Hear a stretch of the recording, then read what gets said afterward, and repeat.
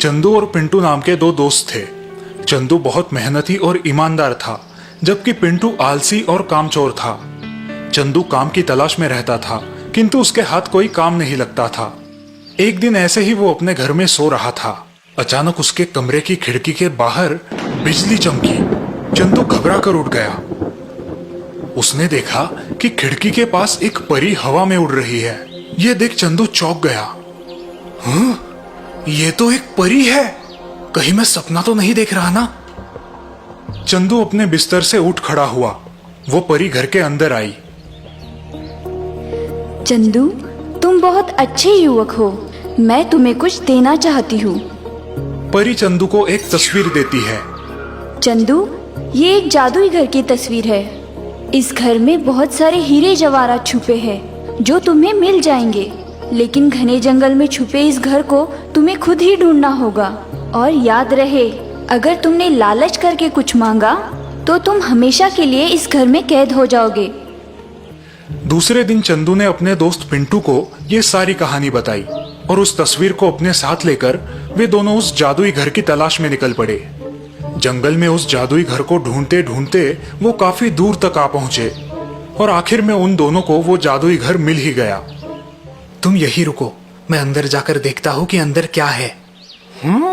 चंदू अकेले ही सब धन लेना चाहता है, लेकिन मैं ऐसा नहीं होने दूंगा। रुक जाओ चंदू, मैं भी तुम्हारे साथ आता हूँ। ठीक है, चलो, लेकिन याद है ना परी ने क्या कहा था?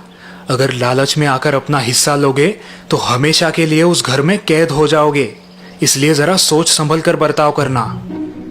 वो दोनों उस जादुई घर के अंदर जाते हैं। जैसे ही वो घर के अंदर जाते हैं, घर का दरवाजा अंदर से अपने आप बंद हो जाता है। वो देखते हैं कि उस घर में बहुत सारा सोना, हीरे और जवाहरात रखे हुए हैं। परी के कहे अनुसार चंदू अपनी जरूरत के हिसाब से धन ले लेता है। वो पिंटू को भी अपना हिस्सा लेने की गुजारिश करता है, लेकिन इतने सारे हीरे जवाहरात देखकर पिंटू अपना लालच रोक नहीं पाता।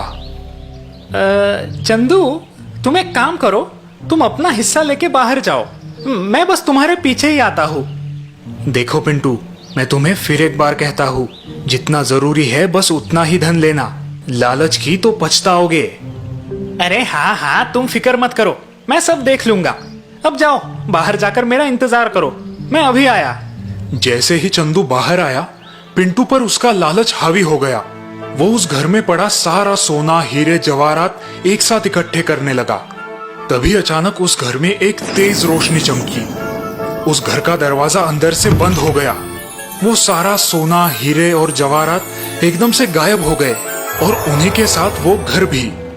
चंदू बाहर खड़ा ये सब नजारा देख रहा था और उस घर के साथ साथ अपने दोस्त को भी गायब हुआ देख वो बड़ा ही निराश हो गया।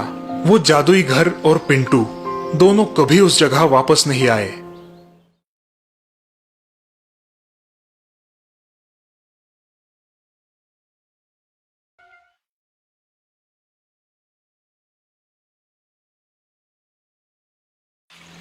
हिमालय की पर्वत शिखरों पे एक महान साधु रहा करते थे। वो बड़े ही ज्ञानी, तपस्वी और शांति प्रिय थे। उनके पास बहुत से विद्यार्थी शिक्षा के हेतु आया करते थे। एक बार उनके एक शिष्य ने उनसे पूछा, गुरुदेव, आप इतने महान हो तो आपके गुरु कितने महान होंगे? क्या आप आपके गुरु के बारे में कुछ बताना चाहेंगे, जिनसे आपने इतनी शिक्षा प्राप्त की है? हाँ, क्यों नहीं। मेरे जीवन में 3 गुरु आए जिनसे मैंने अनमोल ज्ञान की प्राप्ति की। 3 गुरु? हाँ, मेरा सबसे पहला गुरु एक चोर था। चोर? ये कैसे हो सकता है? आप मजाक कर रहे हैं। नहीं नहीं, मैं सच कह रहा हूँ। एक रात मैं किसी गांव से गुजर रहा था। रात काफी हो गई थी और मैं सोने के लिए कोई आसरा ढूंढ रहा था। तभी मेरी नजर एक आदमी पर पड़ी जो किसी घर की दीवार में सुरंग बनाने की कोशिश कर रहा था। महाशय, क्या यहाँ पे मुझे कहीं पे रात भर के लिए आसरा मिल सकता है? आसरा? हाँ हाँ, क्यों नहीं, आप मेरे साथ रह सकते हो, लेकिन ये जान लीजिए कि मैं एक चोर हूँ।